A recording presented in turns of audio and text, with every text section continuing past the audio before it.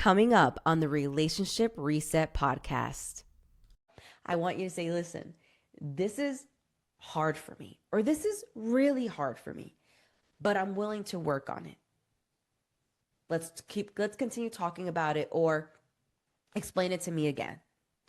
That way your partner understands that you're here. You're not ready to go out the door. You're physically here and you're wanting to make this work. Hola amigos, it's Karina, your relationship BFF, and welcome to the Relationship Reset podcast. This is the space where we press pause, tell the truth, and start doing the work to heal what's broken, especially after your partner has stepped out on you. Whether that means cheating, hiding things, or even breaking your trust, every single week I will help you work through the real issues so that you can stop spiraling, get clear on what's next, and finally feel like yourself again in this relationship. And speaking of healing, let me tell you about something that was a total game changer for my own marriage. When I think back to the early years of my marriage, my husband and I were arguing constantly and barely connecting. We needed something radically different for our marriage, and for us, that was therapy. Therapy was the game changer. It helped us uncover that most of our issues had actually nothing to do with each other, but more so with our own unhealed traumas that we hadn't processed. That's why I love BetterHelp. It's the world's largest online therapy service with over 25,000 licensed therapists. You can connect with someone via text, chat, phone, or video, whatever works for you. Plus, if the first therapist isn't the right fit, you can always switch to another one at no extra cost. Get 10% off your first month at betterhelp.com/Karina F as in Frank Daves. The link is in my show notes. And amigos, don't wait. Support could be the game changer for your relationship too. And now on the Relationship Reset podcast. Amigos, welcome back to the Relationship Reset with me, your host, Karina F. Daves, a marriage expert, speaker, and host of this dope podcast. So if you listened to the last episode, you know that I have been on this carousel frenzy. In 2025, I really started experimenting more with carousels, and I really had this belief that my community didn't like to go through carousels because I didn't like going through carousels. I don't like reading in that way, or at least I don't like observing content or taking in content in that way. I'm much more of a video person. And so what we've realized is that our carousels have taken off.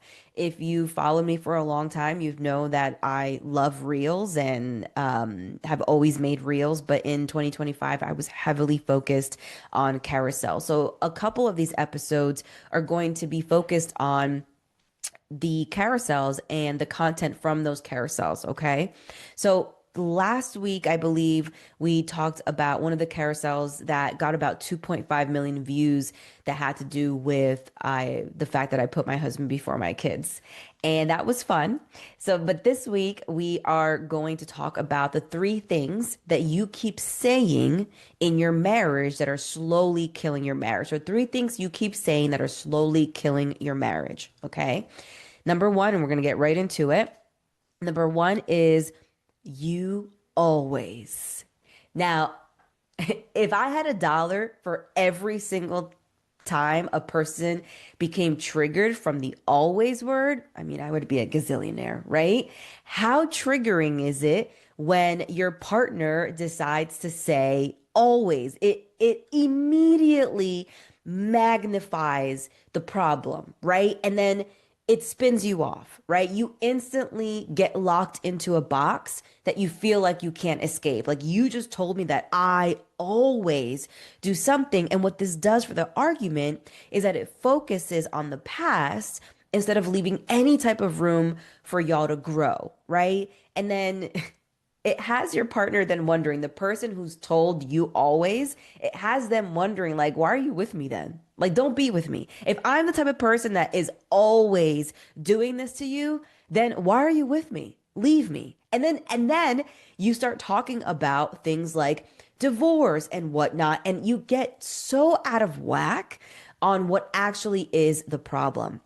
What I want you to do instead When the word is you always at the tip of your tongue, I want you instead to say, help me understand, right? If you're arguing about, the fact that you feel like your partner consistently forgets to ask you, if you want something to eat on their way home, tell them, help me understand why you keep forgetting, or help me understand, not why you keep, help me understand why you forget to ask me. And then your partner can be like, I'm just really bad with memory. Like, that's just not something that I think about. And then you can talk about, like, listen, it's really important to me that I am thought of.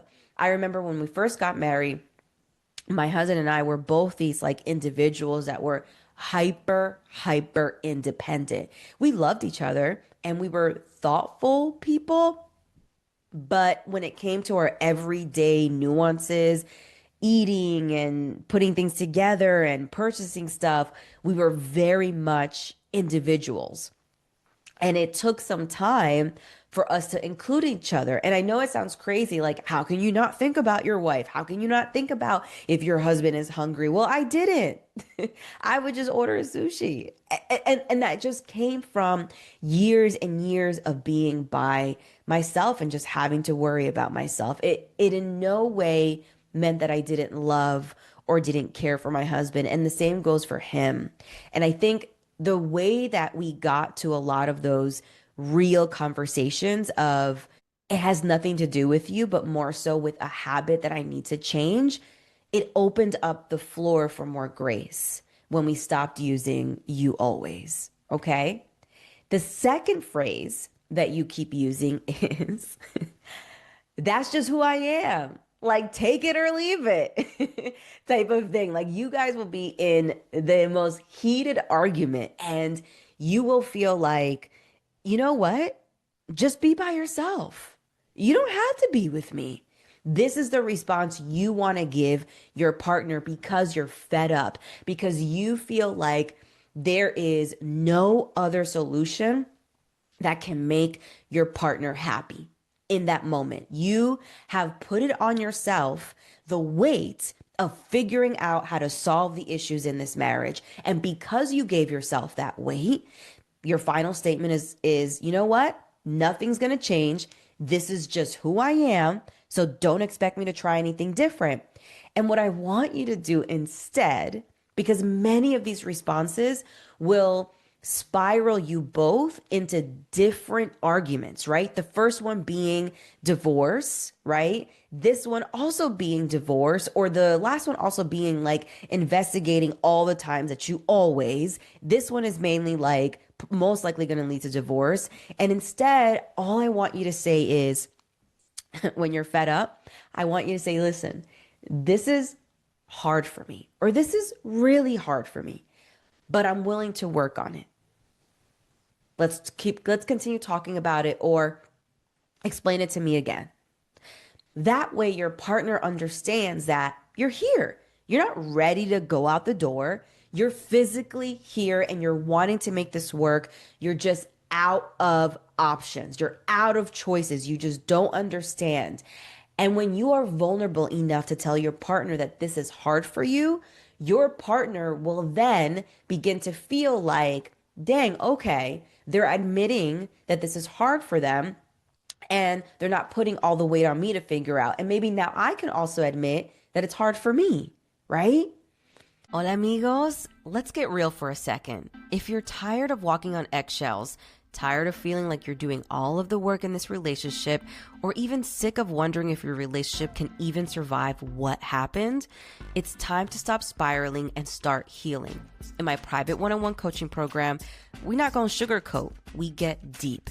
I help you break toxic cycles, call out the patterns that keep remaining y'all both stuck, and finally shift the energy in your relationship, but for real this time. So whether you're coming in solo or as a couple, I want you to know that the work starts with you. Hit the link in the show notes to book your consultation call. If you're ready to stop replaying the betrayal and start rewriting the story, then I'm the coach for you. I can't wait to meet you and I can't wait to work with you. Now, let's get back to the episode. The third and final way that you are slowly killing your marriage is the ultimate I told you so. Mm, I told you so. I can't tell you how recent this is in my marriage. And I'm going to share this very funny, quick story about how I cursed my husband out in my head about 3 or 4 times before I brought to him the situation I'm going to share. When we say, I told you so, it automatically makes your partner feel like a piece of crap. You've weaponized their mistake. And it is the quickest way, I told you so, is the quickest way to create shame instead of what you really want and what you asked for, which is safety. This I told you so will kill trust, safety, and your marriage over time. It's like a chip over and over again. I told you so. I told you so. Like, why would you rather be right? I remember a sermon many years ago, our pastor said, it's not about winning the war, it's about winning the heart. And that is when I started to really take away the I told you so language from our marriage. So instead, I want you to say, listen, things didn't work out, but I got your back. I got your back. And when your partner says, aren't you going to say, I told you so? I know you want to. You can be honest and be like, you know what? The reality is that it's human nature to want to do that. But I'm learning and I love you enough to know that that only is going to create a drift between us. And it's not even going to get us closer to resolving this. You understand? That's how I want you to follow up with that. Okay. So, very quick story. I have broken both of my feet. I broke my fourth metatarsal in my right foot, dancing and singing karaoke in maybe 2016, I believe. And then I broke my left foot in my fourth metatarsal. Yeah, one was fifth and the other one was fourth metatarsal about 3 years ago. I broke it in three different places. And so I've had some foot issues and I thought that I had arthritis in both of my big toes because I was leaning too much on them when I was healing from the metatarsal breaks. And so in the last couple months, I've been waking up with a lot of aches in my big toe, thinking like, all right, it's definitely arthritis. Like, I guess it's like old age or whatever. And now I'm looking back thinking like it's not. But anyways, so on Friday, I told my husband, like, it really hurts. Like, this arthritis is really getting to me. So I grabbed a ball and I rubbed it over and over again. And when you find out what was really wrong, you'll be like, oh, girl, that ball was such a bad idea. I rubbed it over and over again. And by Saturday, it was horrible pain. I had to change my sneakers twice, went to my son's games, came home. We had a couple of friends over and I bumped into one of my friends and I was like, my bad, it's my gout. Because my husband had convinced me earlier that day that I had gout. And I was like, gout? Like, I'm not that old. And I went into my phone and I put in the word steak, and a whole bunch of photos of steak came up in the last couple months. So I was like, oh, I definitely, my uric acid levels are horrible. Like, I definitely messed this up. And the entire night, him and my friend were telling me how much, like, I definitely have gout. And so Sunday, I went to the urgent care and they told me I had gout too. And they tested my uric acid levels. And I woke up on Monday like, nah, this ain't gout. I was like, I told my husband, like, because he was like, I had gout like a couple months ago. And like, I just went to work and I was like, if you went to work with gout, that's great. But this is not gout because I can barely walk. So I called Dougie. And if you're in New Jersey and you have any foot issues, you need to go see Douglas Appel, Applel, I believe. Amazing foot doctor. And as soon as I walk in, he's just like, you don't have gout. He's like, gout has like a fever on your toe. He's like, basically, he did the x-rays and there's these two little bones, there's circles under your big toe. And you have a right and a left one. And my left one broke and is severely bruised and or fractured or could have been fractured but severely bruised. It's just bad. Okay, so I'm on a boot now for 6 weeks, and he wrote this script, and it said you can like basically you can go back to work, and it said no gout, give the girl her steak to my husband Terrence because they all also know each other. And I was like, before my appointment, I was like, I know it's not gout. I'm gonna curse Terrence out. Like I was just having all these very flesh type of responses in my head. I was like, I'm gonna tell him, I told you so, and blah blah blah. And then I was just like, and then I had another response where I was like, I was gonna share with him how like I understand that he didn't receive a lot of empathy for his pain growing up, but that's not how I want to be treated. And I was like, that's not gonna fly either. And so yesterday, when I come back, we were making popcorn before watching Reasonable Doubt, which you should watch. Actually, it's so good on Hulu. And I said, all right, this is it. And I said, all right, listen, I got to talk to you about something. I said, obviously, I don't have gout. My foot is broken. I said, I would really just appreciate, and I understand that it's super unconscious. You aren't intentionally being malicious, but it would just be really nice to have a little bit more empathy for my pain when I'm offering a different outcome other than gout. And he just looked at me because I stopped there. I didn't reel it in. He just looked at me. He was like, "Oh, baby, I'm really sorry. I'm really sorry. Come here." And he gave me a hug and he apologized. And that was it. I didn't have to say I told you so. I didn't have to curse him out.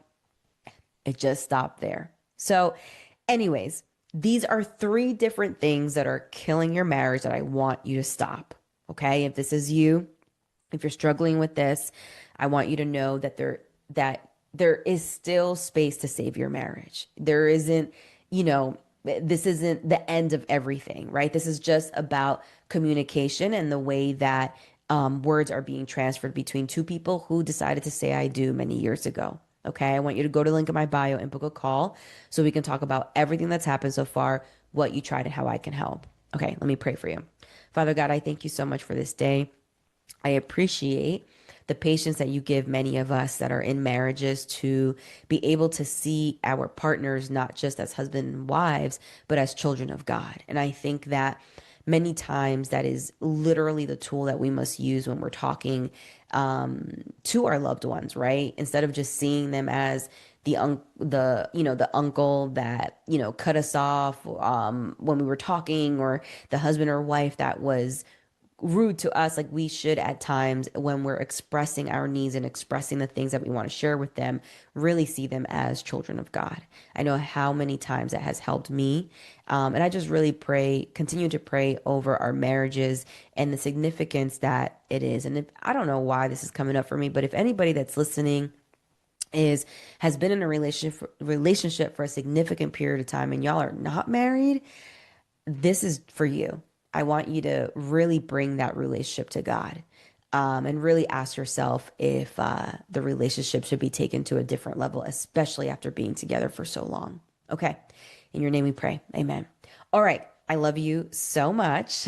If you love this podcast, enjoy listening to it, make sure that you leave me a review, share it with all of your amigos, and leave a comment. Email me at team@karinafdaves.com, and I can't wait to hear from you. All right. Talk soon. Bye. If this episode made you pause, take a deep breath, or say, dang, she's talking about us, then good. That means that we're getting somewhere. You see, this podcast is here to help you stop avoiding the hard stuff and actually start healing. So if you're ready for more real talk, go ahead and follow me on Instagram and TikTok at my handle, Karina F as in Frank Daves. And please make sure that you're also subscribed to my newsletter, Release Your Relationship, at KarinaFDaves.com. Every single week, I will drop straight to the heart tools and truths to help you face what's not working in your relationship so you can finally do something about it. If this episode resonated with you, please feel free to leave me a review on Apple Podcasts, hit the subscribe button, and share it with all of your amigos. Thank you so much for listening, and remember, one day at a time. I'll see you next week.